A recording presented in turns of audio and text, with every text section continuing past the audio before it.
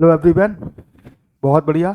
आज हम लोग फिर से एक बार आ चुके हैं मेंटल एबिलिटी टेस्ट के लिए। जैसा कि आपको पता है कि 18 से 20 क्वेश्चन इस सेक्शन से आने वाले हैं और आपको भी पता है कि ये यूट्यूब पर आपको कहीं पर भी आपको देखने को नहीं मिलेगा। तो हम आपके लिए स्पेशल ये टॉपिक लेकर आए हैं जिसमें आपको ये समझिए कम से कम गिरी से गिरी हालत में 18 से 20 क्वेश्चन आपको देखने को मिलेगा। साथ ही साथ अगर मैं इसकी बात करूं मेंटल एबिलिटी की, तो आपको ये मैथ के साथ भी मिलेगा, रीजनिंग के साथ भी आना है और सेपरेट क्वेश्चन तो आएंगे ही आएंगे। तो साथ में देखा जाए तो 3 पार्ट्स में इसके क्वेश्चंस आपको देखने को मिल जाएंगे। अब अगर 3 पार्ट्स में देखने को क्वेश्चन मिल रहे हैं तो निश्चित रूप से अगर एक सेक्शन की बात करूं तो 8 से 10 क्वेश्चन आएंगे। तो इसका मतलब है टोटल 15 से 20 क्वेश्चन आपको इस सेक्शन से देखने को मिल रहे हैं। बहुत छोटा सा सेक्शन है, केवल 13 टॉपिक होते हैं जिसमें हम लोग इसको डिस्कशन करना है और कुछ नहीं, जिसमें से मैं पहला टॉपिक डिस्कशन कर चुका हूं।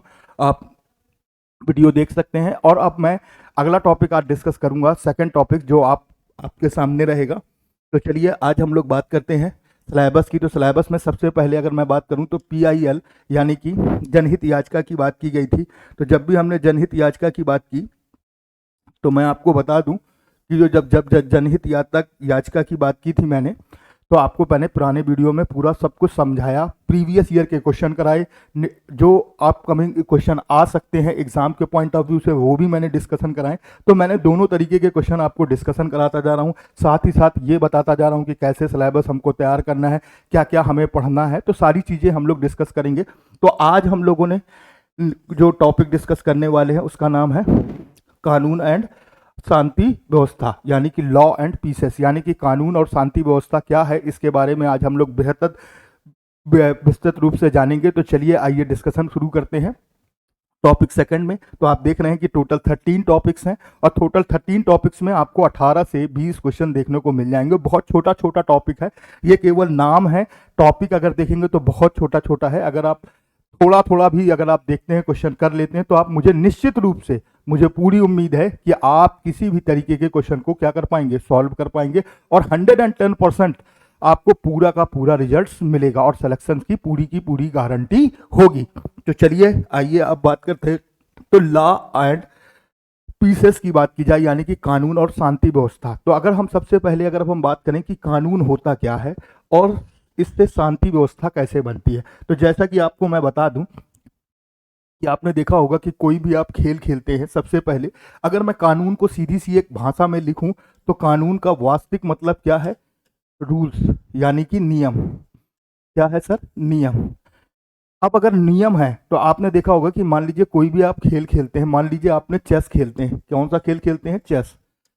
चेस खेलते हैं तो आप देखते हैं कि चेस में जो रूल्स होते हैं, जो रेगुलेशन होते हैं, वो कैसे होते हैं। आपने देखा होगा कि जब चेस खेलते हैं तो आपने देखा होगा कि हाथी सीधा चलेगा, ऊंट तिरछा चलेगा, वजीर के पास पूरी पावर होगी, वो कहीं पर भी जा सकता है किसी भी क्षेत्र में, घोड़े को हम ढाई घर चलाएंगे। तो जो चेस में जो नियम है, उस नियम को अगर हम ब्रेक नहीं कर रहे हैं तो हम जो खेल है वो आसानी से क्या कर पाएंगे, खेल पाएंगे। लेकिन अगर हमने चेस के किसी भी नियम को क्या किया, ब्रेक किया, तो हमारे पास क्या होगी, जो ये शांति व्यवस्था है वो क्या हो जाएगी, खत्म हो जाएगी। यानी कि जो रूल्स है, जो रेगुलेशन है, जो खेल का नियम है, वो क्या हो जाएगा, कहीं ना कहीं भंग हो जाएगा। और इसको खत्म ना हो इसीलिए हम हमेशा रूल्स को क्या करते हैं, फॉलो करते हैं। हम हमेशा रूल्स को क्या करते हैं, फॉलो करते हैं। और रूल्स को हम फॉलो करते हैं ताकि कोई भी किसी तरीके की भी व्यवस्था खराब ना होने पाए, कोई भी कानून व्यवस्था खराब ना होने पाए। अगर आपने देखा कि 3 चीजें हैं, एक है कानून, एक है शांति और दूसरा है अपराध। 3 व्यवस्थाएं हैं, यानी कि कानून है, शांति व्यवस्था, अपराध है। अगर आपने नियम के तहत कोई भी काम किया तो आपकी शांति व्यवस्था क्या रहेगी, बरकरार रहेगी। लेकिन अगर आपने इस नियम, इस रूल्स को तोड़कर शांति व्यवस्था को अलग करके आप कहाँ चले जाएंगे सर, अपराध की श्रेणी में चले जाएंगे। तो आपने देखा यहाँ पर एक टॉपिक होता है अपराध कंट्रोल, यानी कि अपराध नियंत्रण के बारे में भी हम लोग अगले टॉपिक्स में बात करेंगे। तो अभी अगर मैं बात करूं तो यहाँ पर आप देख रहे हैं कानून एवं शांति व्यवस्था, यानी कि लॉ एंड पीसेस। तो मैंने आपको बताया कि कानून क्या है, कानून एक नियम है जो हमारी शांति व्यवस्था को बनाए रखने के लिए क्या किया गया है, बनाया गया है और उसको हमें फॉलो करना है। और जब हम उसे फॉलो करते हैं तो निश्चित रूप से शांति व्यवस्था कभी भी ब्रेक नहीं होती है। लेकिन अगर हम कानून का फॉलो नहीं करते हैं तो शांति व्यवस्था भंग होगी, और निश्चित रूप से अगर हमने कानून या नियम को या रूल्स को तोड़ा है तो हम किसकी श्रेणी में चले जाएंगे सर? अपराध की श्रेणी में चले जाएंगे, यानी कि हम अपराधी हो सकते हैं। अब आगे आइए हम लोग बात करते हैं।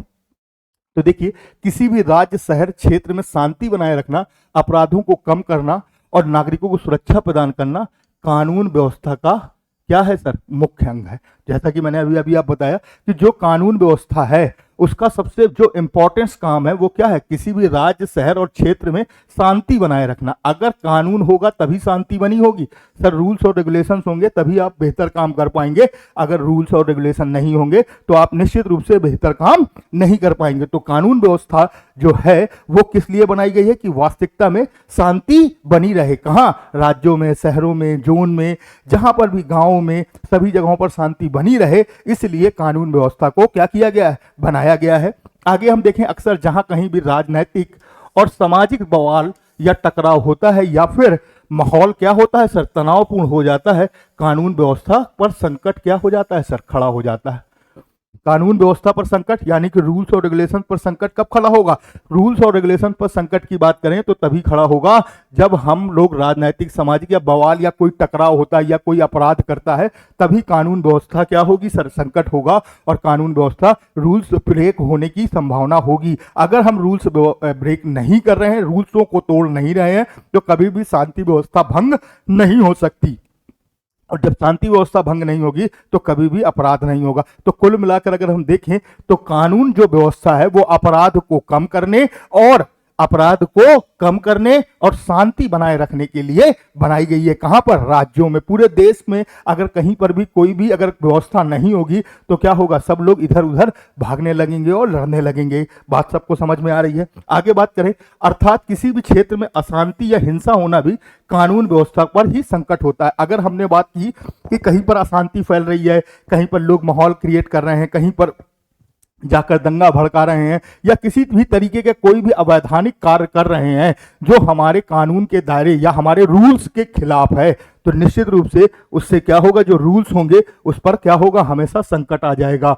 बिल्कुल आएगा। निश्चित रूप से आपको भी पता है, अगर हम चेस खेल रहे हैं और चेस में अगर हमने रूल्स ब्रेक किया, घोड़ा 2.5 घर चलना है और हमने उसको 3 घर चला दिया, तो निश्चित रूप से रूल्स ब्रेक होगा और क्या होगा? खेल में व्यवधान पैदा हो जाएगा। होगा कि नहीं होगा? बिल्कुल होगा। खेल में क्या हो जाएगा? व्यवधान पैदा हो जाएगा। तो याद रखिए सर, कानून एक प्रकार का रूल्स है और जिसे हमें ब्रेक नहीं करना है। कानून व्यवस्था सामाजिक तौर पर क्या होता है सर? महत्वपूर्ण है। निश्चित रूप से सर, किसी भी खेल की बात की जाए या देश की बात की जाए या राज्य की बात की जाए या शहर की बात की जाए, अगर व्यवस्थाएं नहीं होंगी, रूल्स नहीं होंगे, तो निश्चित रूप से क्या होगा? सामाजिक इंपॉर्टेंस है। अगर रूल्स नहीं होंगे तो क्या होगी? जो शांति व्यवस्था है, जो खेल के नियम है, या जो भी चीजें हैं वो कहीं ना कहीं ब्रेक होती हुई आपको दिखाई देंगी। तो अगर आपको किसी भी चीज को ब्रेक नहीं करना है तो निश्चित रूप से आपको रूल्स और रेगुलेशंस को क्या करना होगा? फॉलो करना होगा। आगे देखें, यह एक अच्छे समाज और माहौल का क्या करता है? निर्माण करता है। यानी कि कानून व्यवस्था की बात की जाए तो कानून व्यवस्था हमेशा क्या करता है? समाज का जो माहौल है वो हमेशा बेहतर क्रिएट करेगा। कभी भी उसमें कोई भी खराबी नहीं रहेगी, कोई भी प्रॉब्लम्स नहीं क्रिएट होंगी। कानून व्यवस्था बनाए रखने की जिम्मेदारी किसके कंधों पर है सर? पुलिस के कंधों पर है। यह बात आप अपने ध्यान में रखिएगा सर, कि कानून व्यवस्था बनाए रखने के लिए किसकी जवाबदेही होती है सर? पुलिस के। कई सारे आते हैं यहाँ पर क्वेश्चन, अगर आपके पास आएगा कि कानून व्यवस्था बनाए रखने की जिम्मेदारी किसके कंधों पर है, तो आप बात करेंगे पुलिस के कंधों पर है, सीआरपीएफ के कंधों पर है, सेना के कंधों पर है। तो निश्चित रूप से किसके कंधे पर है सर? पुलिस के कंधों पर। क्यों? क्योंकि राज्य की जो सूची है, उस राज्य की सूची में सबसे पहले जो राज्य को दर्जा मिला है वो किसका मिला है? पुलिस का। तो आपको ध्यान रखना है। तो यहां पर आपको याद रखना है कि किसके कंधों पर है, यानी कि जितनी भी कानून की व्यवस्थाएं हैं उन सभी पर नजर रखने के लिए किसकी आवश्यकता है सर? पुलिस की। तो यहां तक उम्मीद है कि सबको समझ में आ गया होगा। अब मैं थोड़ा सा हट जाता हूं और आप स्क्रीनशॉट ले सकते हैं। ठीक है, तो चलिए आगे अगर हम लोग बात करते हैं और देखते हैं सेकंड कि आगे क्या कह रहा है, कानून व्यवस्था की जिम्मेदारी क्या क्या है। अब कानून व्यवस्था की अगर मैं जिम्मेदारी की बात करूं, जैसा कि आपने समझ लिया अभी तक कि कानून व्यवस्था है क्या, कैसे काम करता है, किन लोगों के लिए काम करता है और कैसे काम करते हैं, किसके कंधों में इसकी जिम्मेदारी है, तो मैंने अभी आपको बताया कि इसकी जिम्मेदारी कानून की पूरी किसके कंधों में है सर? पुलिस के कंधों पर है। तो ध्यान रखिए, भारत का गृह मंत्रालय, कौन सा मंत्रालय सर? गृह मंत्रालय आंतरिक सुरक्षा जुड़ों के मामले के लिए क्या है सर? उत्तरदायी है। जो आंतरिक सुरक्षा यानी कि अंदरूनी, यानी कि जो देश का माहौल है, उस देश के माहौल से जुड़े रहने या उस देश के माहौल की सुरक्षा के लिए जो अगर कोई चीज जिम्मेदार है तो वो क्या है सर? गृह मंत्रालय है। उम्मीद है समझ में आ रहा होगा। यह आपराधिक न्याय प्रणाली है। यह एक्चुअल में क्या है? आपराधिक न्याय प्रणाली है, यानी कि जहां पर अपराध हो रहा है उस अपराध को रोकने के लिए, शांति व्यवस्था बनाए रहने के लिए एक प्रकार से देखा जाए तो क्या है? सिस्टम है। और कानून अधिनियम का अधिनियमित करता है। और जो पुलिस है उसको क्या करता है? एक बिल्ट इस्टेब्लिश करता है ताकि लोग आसानी से उसमें सही तरीके से क्या कर सकें? काम कर सकें। आगे बात करें तो देश में पुलिस बल सार्वजनिक व्यवस्था का रख रखाव करने और अपराधों की रोकथाम और उनका पता लगाने की जिम्मेदारी सौंपी गई है। किसकी किसकी जिम्मेदारी सौंपी गई है? मैंने आपको बताया, अपराधों की रोकथाम के लिए और सार्वजनिक व्यवस्था का रख रखाव करने के लिए, यानी कि जो सार्वजनिक व्यवस्था है या जो समाज की व्यवस्था है उसका रख रखाव रखेंगे, ताकि ध्यान रखेंगे कि कहीं पर कोई भी इनलीगल चीज ना हो रही हो। अब अगर इनलीगल चीज हो रही है तो उसकी सारी चीजों की जिम्मेदारी किसके पास है? किसके कंधों पर है सर? पुलिस के कंधों पर होती है। इस बात को भी ध्यान रखना है। भारत में प्रत्येक राज्य, केंद्र शासित प्रदेश अपना अलग पुलिस बल होता है। अब ध्यान रखिए सर, आपने देखा होगा UP, Bihar PPP, Punjab police, तो जितनी भी पुलिस हैं सबके जो राज्य हैं, राज्य या हो या केंद्र शासित प्रदेश हो या नॉर्मल प्रदेश हो, दोनों प्रदेशों की जो जिम्मेदारी है, उनकी जो पुलिस विभाग की व्यवस्था है वो किसके कंधों पर है सर? कहीं ना कहीं राज्य के कंधों पर होती है। लेकिन अगर अब हम बात करें तो राज्य की जो पुलिस होती है उसका जो कार्यभार है वो कौन देखता है? राज्य वाले देखते हैं। जबकि जो केंद्र शासित प्रदेश है उनका जो राज्यभार है वो कौन देखेगा सर? गृह मंत्रालय देखते हैं। बात सबको समझ में आ रही होगी, बोलो हाँ या ना। राज्यों की पुलिस के पास कानून व्यवस्था को बनाए रखने की क्या है? जिम्मेदारी है। तो अगर अब हम बात करें तो जो कानून व्यवस्था है उसकी जिम्मेदारी किसके कंधों पर है सर? राज्यों के कंधों पर है। किसके कंधों पर है?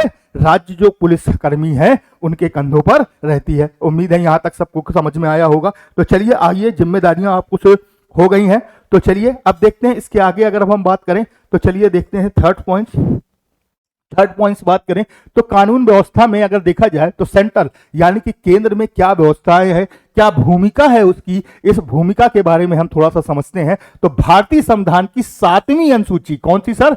7वीं अनुसूची के तहत पुलिस और लोक व्यवस्था राज्य के विषय हैं। किसके विषय हैं सर? राज्य के। तो याद रखिएगा सर कि जो अगर हम बात करें पुलिस और लोक व्यवस्था किस अनुसूचित के अंतर्गत आता है, तो याद रखना है 7वीं अनुसूची के अंतर्गत क्वेश्चन पूछा जाता है। बहुत इंपॉर्टेंट क्वेश्चन है ये। आप बात मैं करूं तो बोला जाता है कि पुलिस और लोक व्यवस्था किस संविधान की किस अनुसूची के अंतर्गत आता है, तो निश्चित रूप से आपको याद रखना है 7वीं अनुसूची के अंतर्गत आता है। कौन सी अनुसूची के अंतर्गत? 7वीं।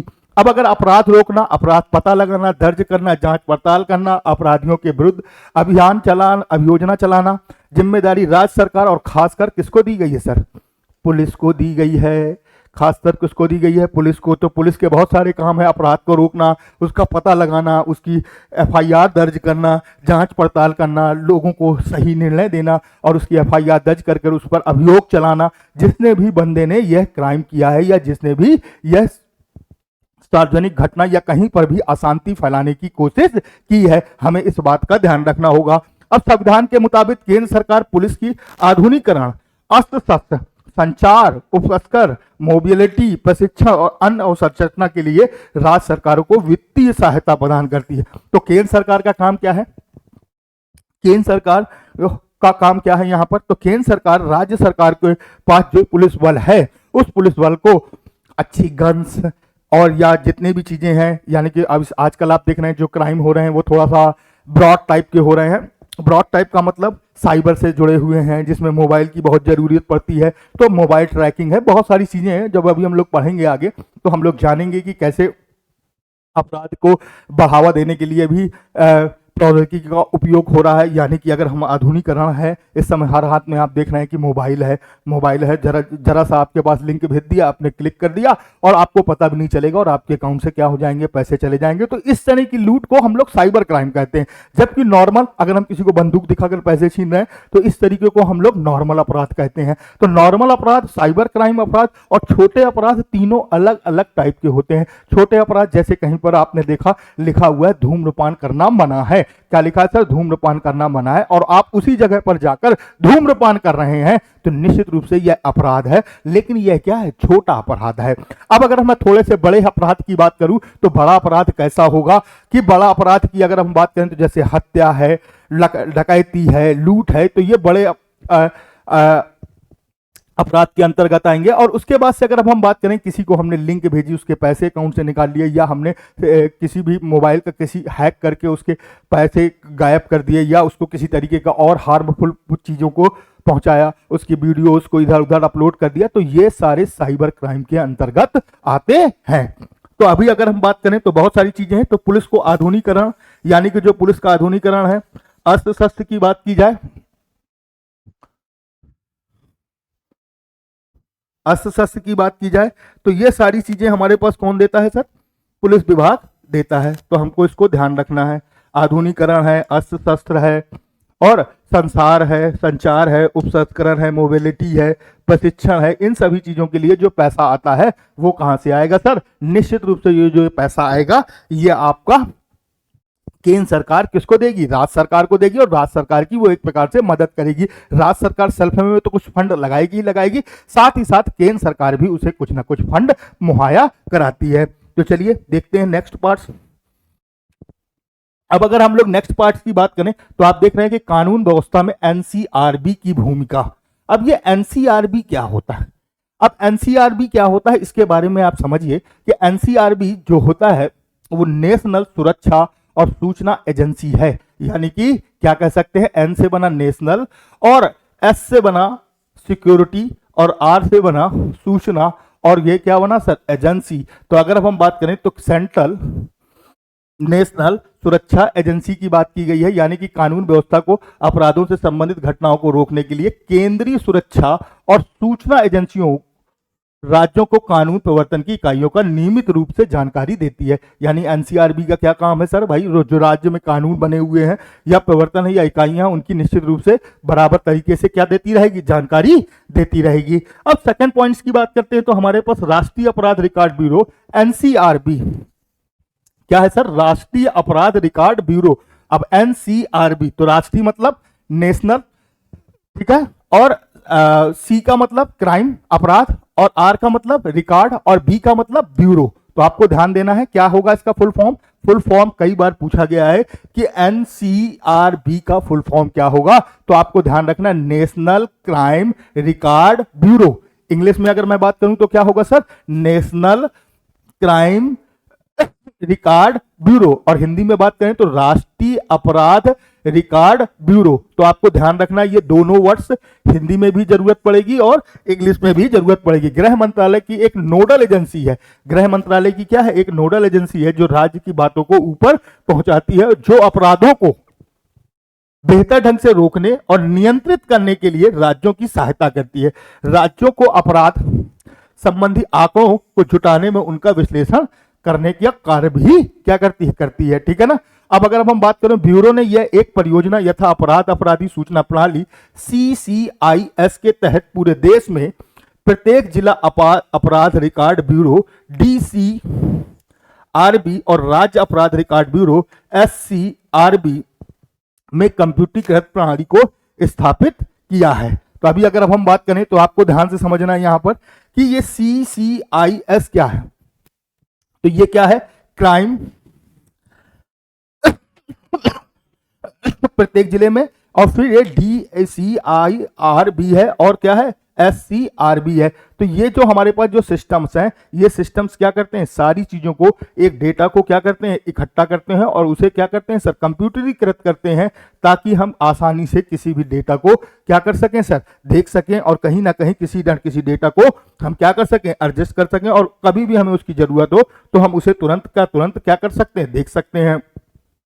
अब आगे अगर अब हम बात करें, यह प्रणाली अपराध को रोकने, पता लगाने तथा सेवा प्रदाता तंत्रों को सुधार करने में कानून प्रवर्तन एजेंसियों की सहायता करने के उद्देश्य से अपराधों और अपराध से जुड़ी संलिप्त संपत्तियों को राष्ट्र स्तरीय पर डाटाबेस रखती है। क्या करती है सर? डाटाबेस करती है। यानी कि आपने देखा होगा जो क्रिमिनल्स होते हैं उनके रिकॉर्ड्स को क्या करती हैं, वो एक डेटा बनाकर कंप्यूटरीकृत रूप में रखती हैं, ताकि हम कभी भी किसी भी तरीके की घटना हो रही है तो हम उसे तुरंत डालकर देख सकें।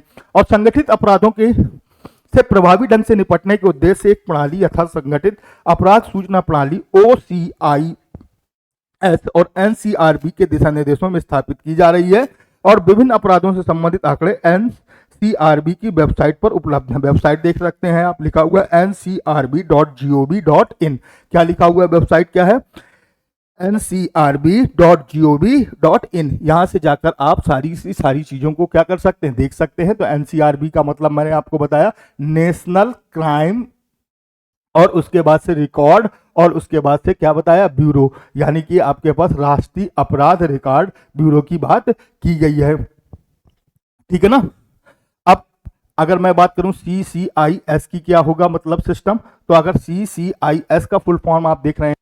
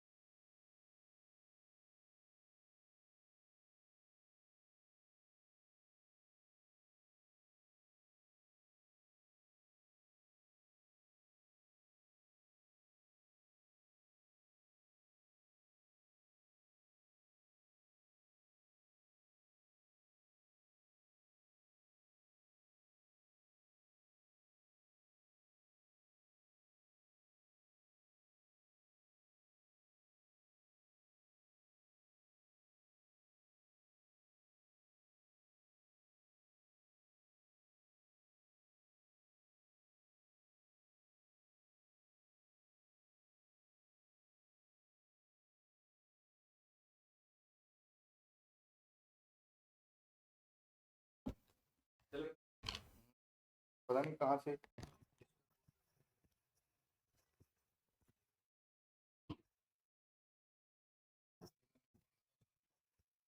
कैसे होगा? तो इसको रिकॉर्ड फिर शुरू से करना पड़ेगा क्या? हम्म। हम्म। करना ही पड़ेगा।